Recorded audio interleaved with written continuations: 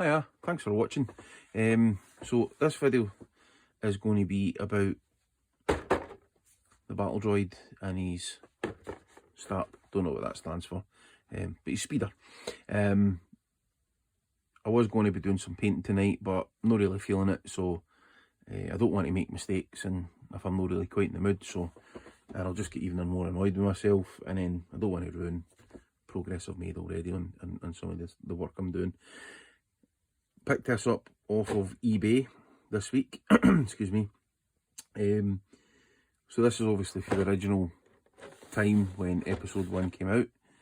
I think Phantom Menace was released in 1999, if I remember right. So this is for that era. You can pick these up for on eBay, 30-40 quid, 30-40 pounds roughly. This one was £20 including delivery. All the parts are there, and they are, I've checked. I think the reason why it was reduced in price, I'll just take the box lid off, is because somebody's cut a bit out the sides. I think it was a Star Wars logo or something that was on there. So, I mean, from a collector's point of view, yeah, absolutely. The bashes and stuff in the box and the fading and whatnot. Of course, it decreases the value, but I'm not really buying it for the box. It's what's in the box that's important to me. So we've got full set instructions here. Very basic, very straightforward. There's not really a great deal to it. It's a game of two halves. One part is the Battle Droid, the other part is the speeder. So let's crack on. Right, so a couple of tools of the trade for actually constructing a plastic kit model. The most essential part, or the first part, is a set of snips.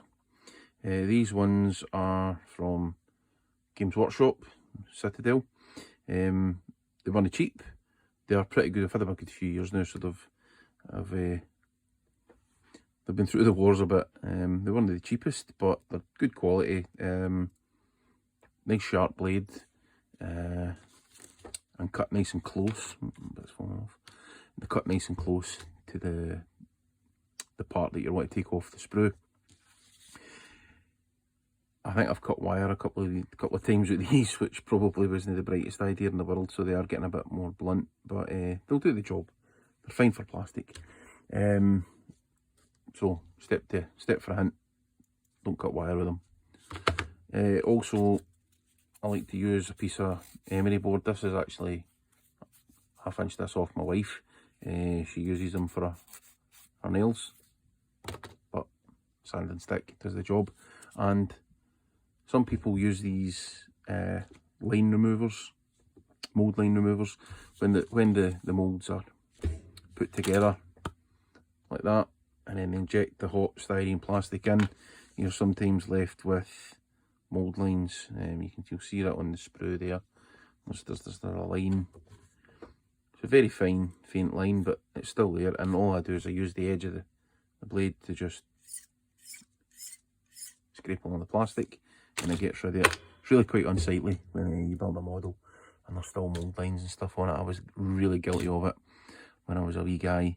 And I always used to look at the box of a model and think, why does my model not look like that? Well, that was one of the reasons, one of the many reasons, but anyway. So I'm not going to go through every single part of this, clipping it off and blah blah blah. I'll just snip off a couple of pieces and talk about putting them together. So, like any simple set of instructions, we follow them up.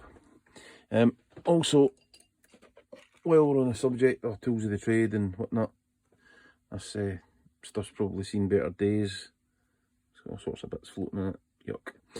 Anyway, need to order some more glue. This is a plastic cement, if you want to call it that.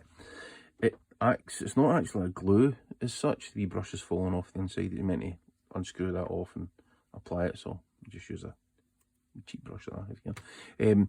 So it's not actually a glue as such. It's more of a plastic weld. and it's very, very thin, as you can see. It's like water. And when you put the two pieces of styrene together, or you know, you can, if you've got a couple of parts that key together, you can apply the cement to that, and then when you put them together, basically what it does is it's like a contacted type adhesive that it melts the plastic on both parts, but then when it dries, it welds them together. So that's how the bond is made. In terms of strength, you know, it's not going to hold up a bridge, that's for sure. But then again, why would you build a bridge out of styrene unless it's for a model railway? Anyway, what was I saying there? Oh yeah, aye, so it welds it together, and that's how it creates the bond. So it's different from super glue. Super glue is a sort of chemical reaction, the material hardens, and that's what creates the bond. So it's a different type of glue, but it's very good because it doesn't leave any residue, or very, very little residue, should I say. And you don't get that white fogging as such that you can often get with super glues, with the gas that it gives off as it's setting. You still have to be careful though, particularly around about clear parts. It will dull it and fog it over. So you still get fogging, but you don't get the same level of fogging unless it comes directly in contact with that piece of plastic. If that makes absolutely any sense to you, well done for figuring that out. Right, okay. Let me have a quick look at this, and I'll get a couple of pieces and lined up, and we'll get snipping. So the first part is the front part of his head. So we've got our sprues, the actual piece that we want, and you'll see that there's often just a wee tiny thin piece of styrene connecting the two parts. You just really want to get your snippers into there, and without damaging the model piece, snip. Simple as that. It's no rocket science. Now, the aim of the game is to get as little material, to leave as little material for the sprue behind as possible. You're now on impossible going to be able to do that, so this is where your sanding stick will come in. So I just use that to just gently rub that away. Now 240 grit, 180 is this side, 240 is that side. It's still pretty rough, so if you need to kind of buff out marks later, then you can use a piece of wet and dry paper, you know, a much higher grit. I think that's about 2000 that there, so you know, that's ideal. I like to keep a piece of that handy as well, and you can just get that a wee buff down if there's any marks left behind. And all, as I say, we're doing is we're just getting rid of any of those parts, and it's there, because again, that all contributes towards making the model look a bit unsightly. That's that bit there. Now there is a bit of mould line here. I'll need to be careful with that though, so I'll probably work at that off camera. And just I tend to just check around the edges of any models, make sure there's no any bits of flashing or anything left over for the casting process, as there can be, and again becomes quite unsightly on the model. So I tend to just check each piece as I go round the model, and in that way you're not then having to recheck everything that you've just cut off. Makes the process a bit slower and a bit more tedious, but I actually find this quite therapeutic. It's quite relaxing, it's quite calming, and it's enjoyable, believe it or not, although it's boring. Tend to be listening to music when I'm doing this. I'm a big music fan, or sometimes a podcast, but generally speaking I'll be listening to some music and just working away. So I'm not always sitting here talking to myself as I'm doing right now. So just a wee bit of sanding, as we said before, and that's looking pretty good. A wee bit of flash on the edges there. It's worth just getting that off as well, as I said before. Right, so first piece of mould line that I really, I don't know if you can see that or not. Not focus. No, there we go. So you'll see the mould line just right here. So what I tend to do is just give that a wee scrape, or you can use the edge just to run it like a wee plane. And it doesn't always work on, I mean, a flat piece like that you can probably just as well buff it out. There we go. Yep, that's much better. There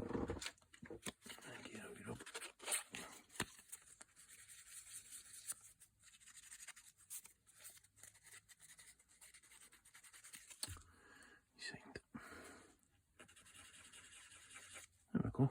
Now, magic. And the mould line is gone, just like that. That's ideal for a nice flat piece, but when you've got curved edges and sharp bits and you have to be a bit more intricate, then the scalpel comes in a bit better for that. And then we've got another piece there. Okay, where is that bit? There it is. So it's like wee head tails at the back of his neck there, so let's just snip them off. So you see there's a fair bit of material left behind there, so sometimes you can actually use the snippers to go back in and just remove pieces. It's quicker than spending ages sanding and sanding and sanding, but that's as much as I want to try and take off with them. So we'll just go into it with the paper. I had a sanding stick in it. And this is all model building is. You follow the instructions on a piece of paper and how to put different shaped pieces of plastic together.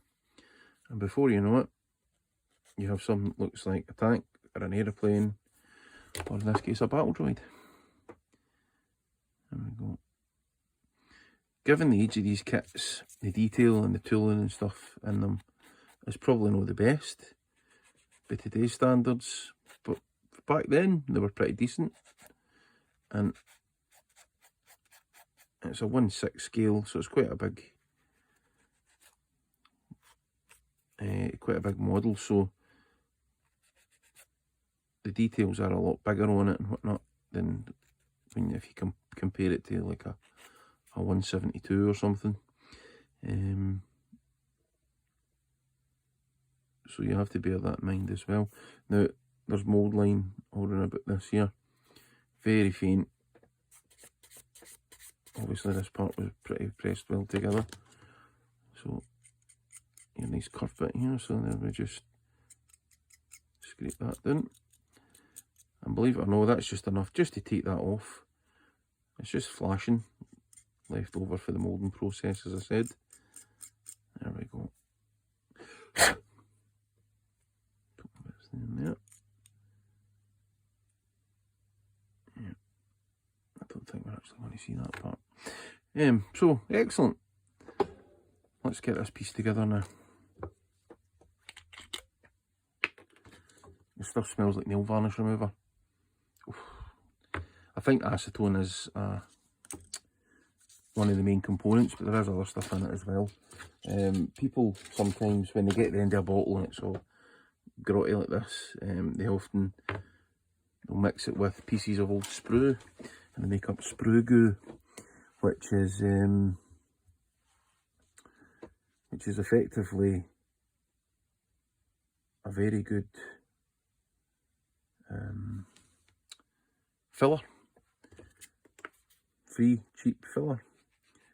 So when you put two parts of a model together and it doesn't quite fit and you need to fill the gaps, sprue goo is your answer. Personally, I've never actually made it before. I've usually just had wee bottles of the plastic putties that you can buy, but I've recently started keeping sprues for some of my model kits that I've built over the last year or two, and I'll probably have a wee crack at making it at some point. Problem is I don't know actually what to put it in and what to keep it in, how long it lasts. It would seem a bit of a shame to make it and then it actually runs out. if that makes any sense. Right, there we go. So these two pieces fit nicely here. We've got our little pegs that key in to the back parts here. So what we'll do is we'll just get the brush dipped in and just get a wee dollop of that right in there. You can be quite liberal with this stuff. And then we'll just join that like so. Now, what you do have to be careful of, and I've just done, is I've dribbled some down the side. And then of course you touch it with your finger, then you leave the print of your finger in the softened styrene, which is far from ideal.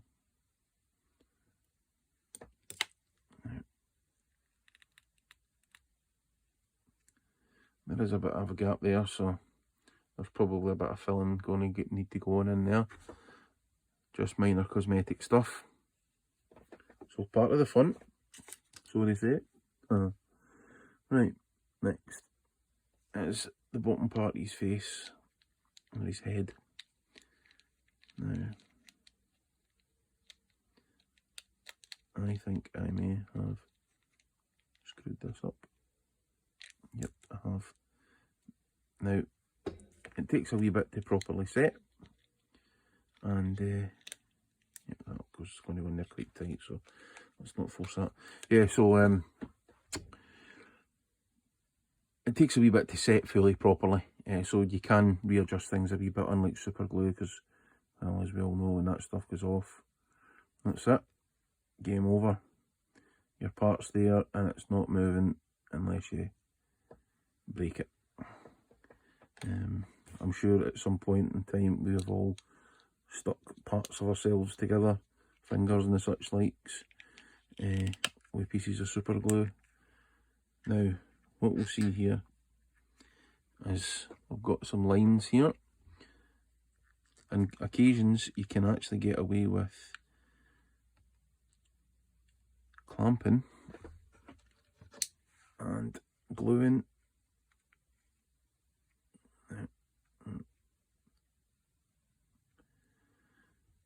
And it actually creates a nice seal that can be cleaned and buffed, and before you know it, you've got a lovely, lovely joint made that secures the model and doesn't leave any seams. That's the joy of the weld.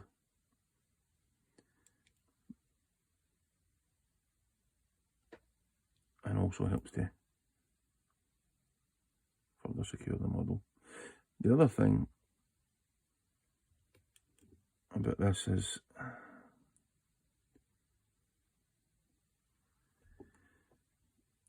because it's so thin, you can use what's called capillary action to, oh yeah, bugger, there's a bit of flash there that I've missed. See, that's because I'm sitting here talking rubbish to you lot.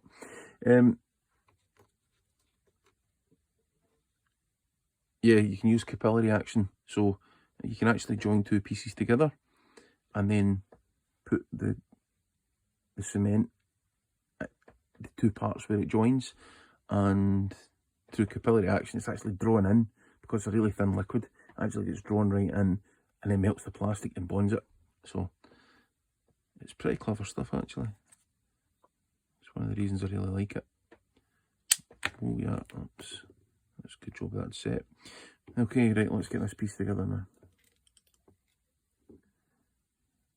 I'm all fingers and thumbs tonight. Don't know what's wrong. Probably too much coffee today. Or maybe not enough. Right, let's see.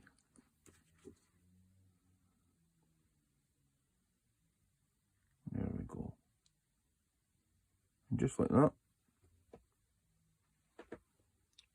a Battle Droid's head. Just a wee bit in there, just there. And then we can go around all the edges and just apply a wee bit more here and there, and that will help bond the plastic together from 3 pieces of plastic to one solid piece. With an extra wee bit there that'll need trimmed off you shortly. I'll wait till that's properly cured. You'll see there's, you can see it in the light, there is marks left behind from the glue as you put it onto the plastic. It does change the how the light lies across it.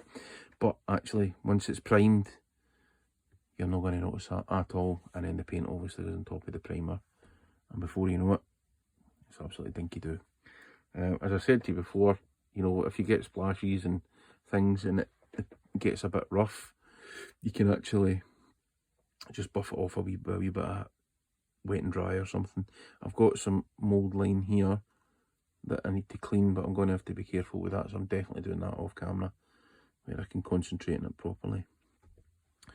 Okay, so that is the kind of process that I go through as I'm putting parts of a model together. It's actually a very, very simple model. There's not a lot of parts, which is ideal for a video like this.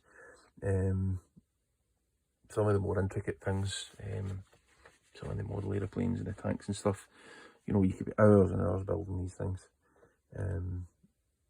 But the next part of the video, you'll see the completed article. And I'm not going to rabble on too much because we're already up at like nearly 20 minutes. So anyway, see you in a second. Right, in true model making style, disaster struck. I wasn't planning on actually filming this part of the process, but it kind of happened anyway. So in true modelling style, disaster strikes. As I was filing off some of the edges on this bit bloody snapped. Tiny wee thin bit of styrene. Ping! Now, I think a simple weld should be enough. These parts were always going to be a bit precarious and a bit delicate. But big old sausage fingers here, strikes again. So that's the outside part there. So I'm hoping if we just gently put these two pieces together, we can bond them. And remember when I was talking about that capillary action? Well, this is it here. We just put a drop there and wait for the magic to happen.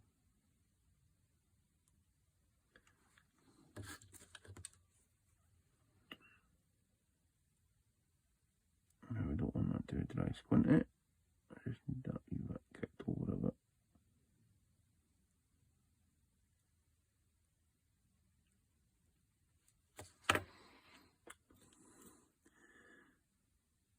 You should probably bear in mind that every time you apply another wee drop of cement, it tends to undo the bit you've just glued. So sometimes you can actually loosen the part you've just glued, basically. That's what I'm trying to say. So just once it's on there, leave it be, let it set. I'm saying leave it be, he's not taking his own bloody advice, is he? There we go. I need that to be sitting a wee bit better. There, that looks much better.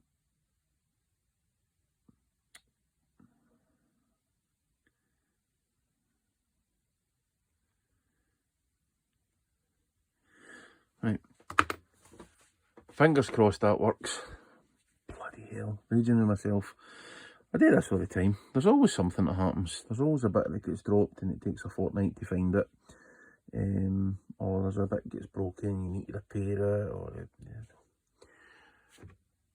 it's a 20-year-old kit, or 20-odd-year-old kit. These things happen.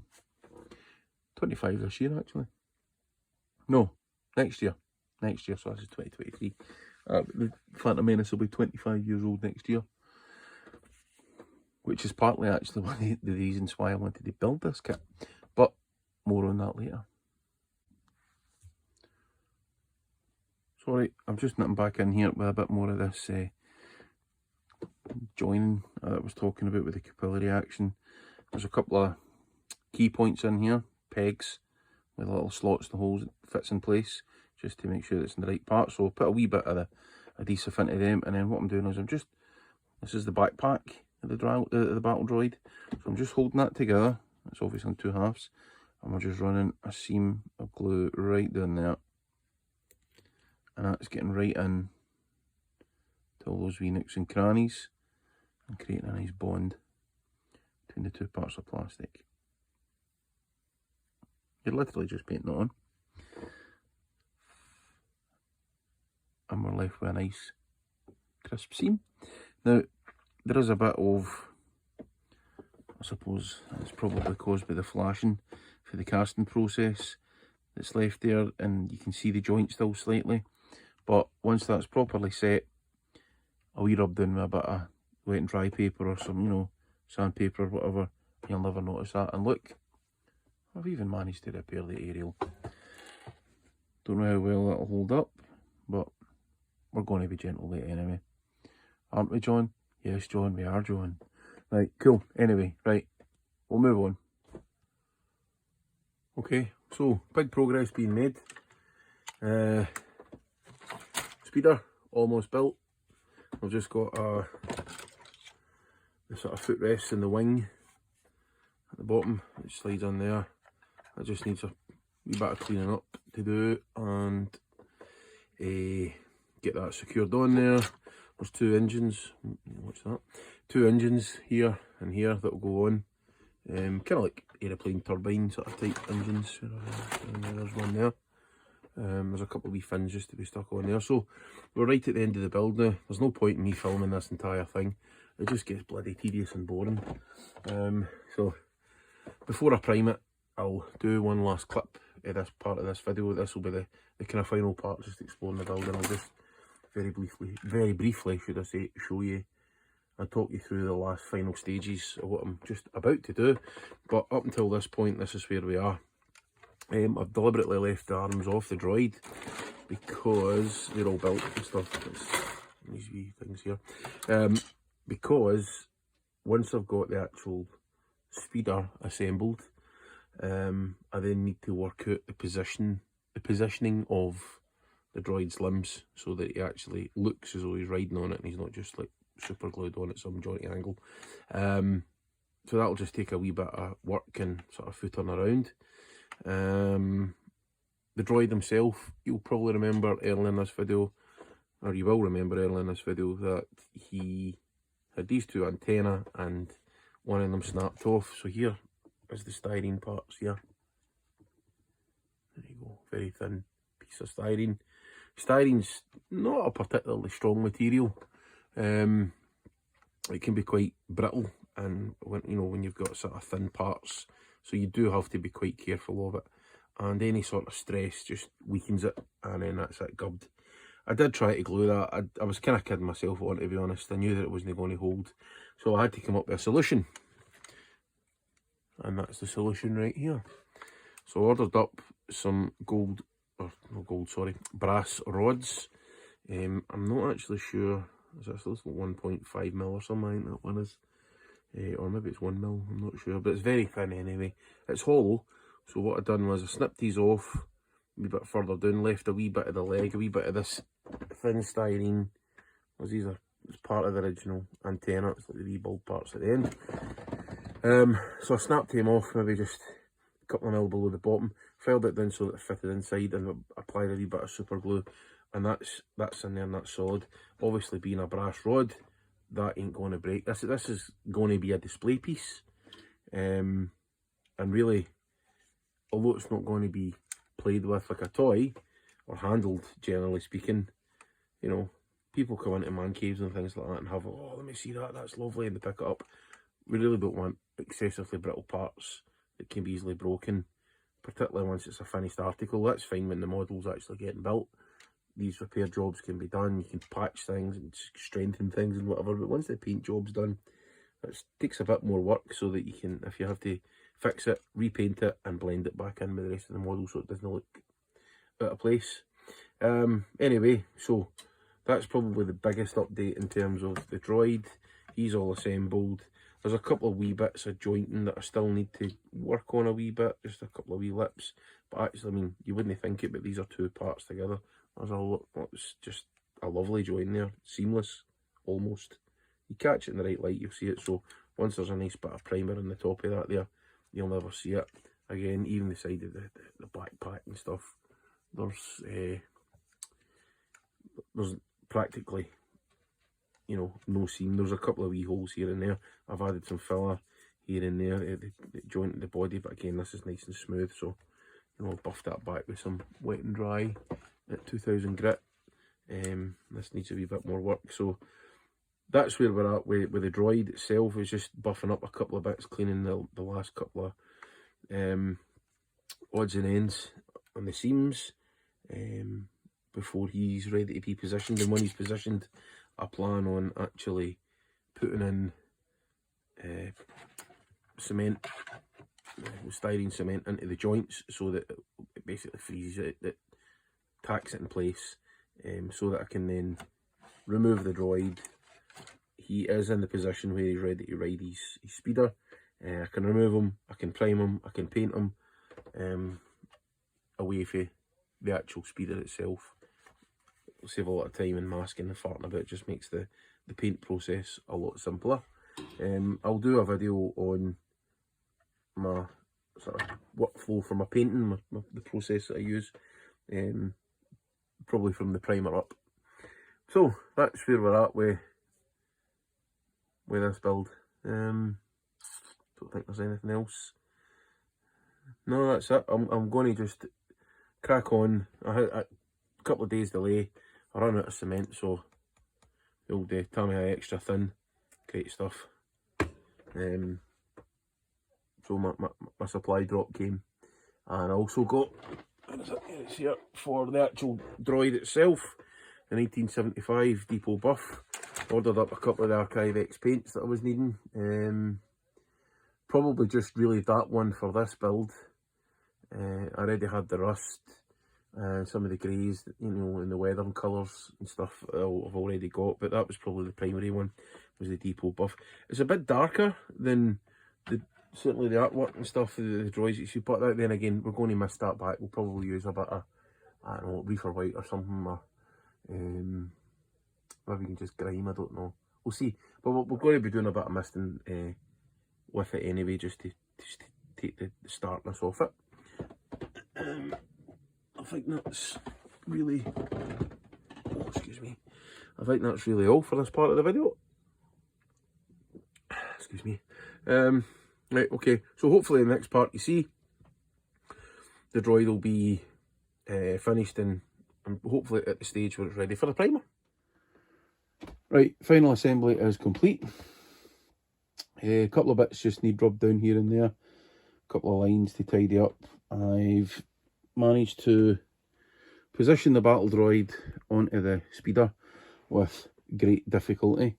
I had mentioned in a couple of them in one of these Facebook groups for Archive X paint, and I'd put this up, you know, saying quite excited to paint this model and whatever, give it the Archive X treatment, and everybody seemed to be saying the same thing, and it was very much good luck putting that droid onto the speeder, because it's an absolute nightmare, and by God it was. But we got there in the end. I managed to tape them on and start to just secure each of the joints moving up the way, and then got the arms on at the end. I've had to use a bit of super glue just to, I wasn't quite trusting the bond, the styrene bond. So some particularly these joints here, there's a lot of stress on the hip joints, because it had the weight of this coming down, but also it was wanting to pull back, so the legs were just coming in all the time. It wasn't going to sit long enough for the glue to cure in the one position that I wanted it in. So a bit of super glue gel into the joints, and then a wee blast of accelerator, which secured that in place. And then I managed to get around each of the joints bit by bit, and get them nice and secure. Got the head was floating about previously. That's nice and secure as well, in a good position where I wanted it. So the battle droid is pretty much ready to go. As I say, a couple of bits here and there I'll just rub down, tidy up before we apply the primer. We've got the speeder itself, you'll see here. This is the base that it comes with in the kit. It's just, again, it's just made of styrene. It's got a Star Wars logo. It says S.T.A.P, so that's what that is. That's a S.T.A.P, apparently. S.T.A.P with Battle Droid. That's fair enough, but I want all my models to keep that consistent display base, in my opinion, and that's all it is my opinion, as it helps just set the model off a bit, give it a nice, I suppose, I know, a display quality, a museum quality. That's what I'm looking for. I want this to be sitting on a shelf somewhere, looking nice. That's the goal. That's what we're after. So we're going with this base. Normally for the 172 ships, I drill a hole maybe about a third the way to the back. Just kind of up this end here, and that gives the ship, like the X-Wing or whatever, plenty of space to, you know, cover the base and balance it and whatever. And we'll get the nameplate down this bottom end here. However, because of the sheer size of the model and the fact the Battle Droid's on the back there, it hangs off, how it's all balanced out a wee bit, we're going to have this dead centre, and there's still enough space for the plaque underneath. Normally, for the 172 ships, I've been using little clear acrylic rods. We're going to have to go a bit tougher here with this because of the sheer size of this model. There's a lot of plastic there. It's particularly top heavy, you know, with this contraption at the top here, the guns, etc., and the Battle Droid hanging on the back. There's not really much holding that, so I don't think an acrylic rod is going to wobble about too much. Even with a wee light ship, a wee light 172 E-Wing or X-Wing or whatever, there's still a wee bit of movement in it, which is fine when it's sitting, but when you move it about, you can see there's just a slight wobble. That's going to end up just snapping it, so I'm not even going to entertain that.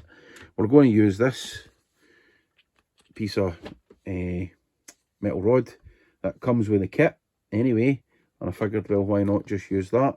It's keyed, and this wee part at the bottom here, this wee bit at the end here, that's all keyed for that just to slot right in there. So all I'll do is I'll just find a corresponding drill bit size, wee straight hole down into the bottom of the acrylic plinth, a wee bit of glue just to secure that, and a bit of glue to secure it to the model.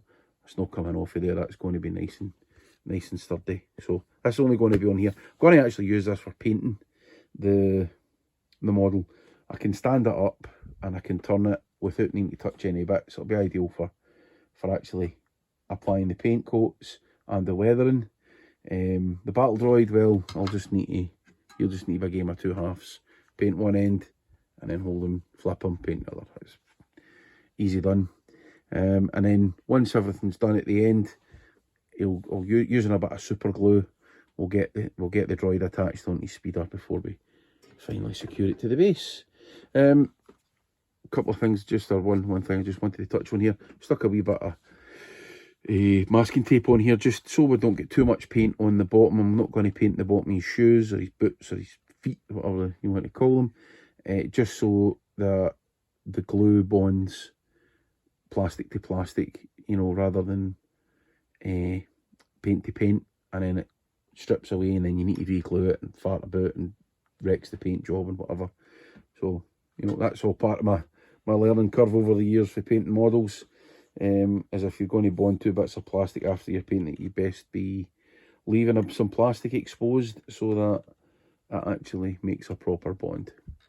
So that's the update so far. That's where we're at with the build, and I'm just going to go and put the primer on. I think we're just going to tie it up here. We've been ratting and raving long enough.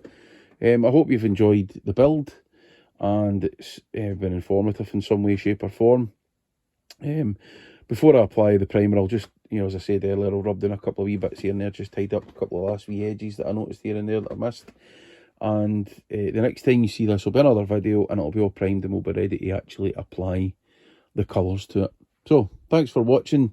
All the best. Cheers. Catch you